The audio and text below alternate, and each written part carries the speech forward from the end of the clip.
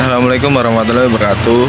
Perkenalkan, nama saya Muhammad Iqbal dengan NIM 30424162. Di sini saya ingin memenuhi tugas secara peradaban Islam dengan mempresentasikan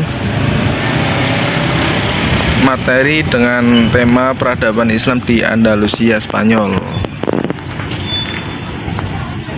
Nah, yang pertama, masuknya Islam di Spanyol. Islam masuk ke Spanyol pada abad ke-8 melalui penaklukan oleh pasukan muslim di bawah pimpinan Tariq bin Ziyad. Sebelumnya, wilayah ini dikuasai oleh bangsa Vandal dan Visigoth.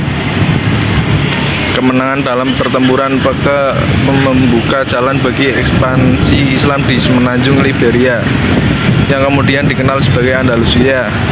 Pada masa kejayaannya, Andalusia menjadi pusat peradaban Islam di Eropa. Nah, yang kedua, faktor-faktor yang menyebabkan Islam mudah masuk di Spanyol. Ada dua faktor, faktor eksternal dan faktor internal.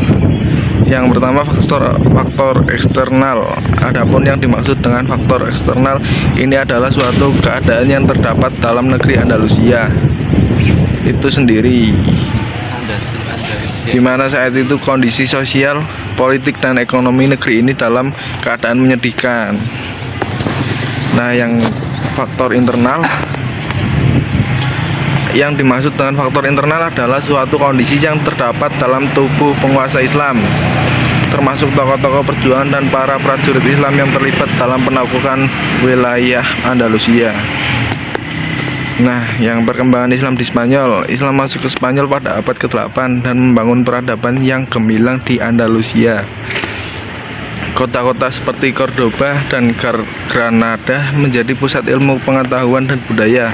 Namun, setelah perkembangan Islam di Spanyol, Islam masuk ke Spanyol pada abad ke-8 dan membangun peradaban yang gemilang di Andalusia. Kota-kota seperti Cordoba dan Granada menjadi pusat ilmu pengetahuan dan budaya. Namun, setelah berabad-abad, kekuasaan Islam di Spanyol berakhir dengan Reconquista pada tahun 1492. Meski begitu, warisan Islam masih sangat terasa dalam budaya Spanyol hingga saat ini.